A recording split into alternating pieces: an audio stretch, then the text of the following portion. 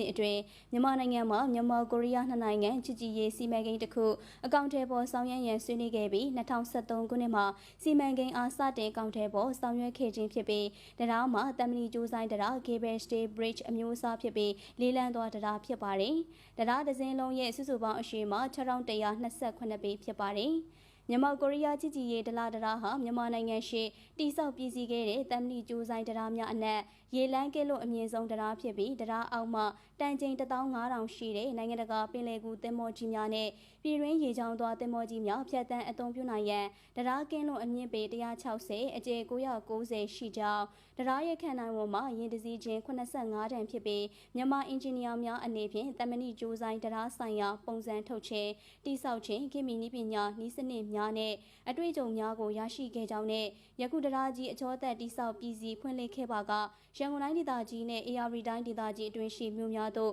လွယ်ကူလျင်မြန်စွာသွာလာနိုင်မှာဖြစ်ပြီးလက်ရှိဖြစ်ပေါ်နေတဲ့ရန်ကုန်မြို့ရင်ကျော်ပိတ်ဆို့မှုများလည်းအတိုင်းအတာတစ်ခုအထိရောပါသက်သာစေမှာဖြစ်ကရန်ကုန်မြို့ရဲ့အထင်ကရပြရုပ်လမ်းမတစ်ခုလည်းဖြစ်လာမှာဖြစ်ကြောင်းသိရှိရပါတယ်ရှင်။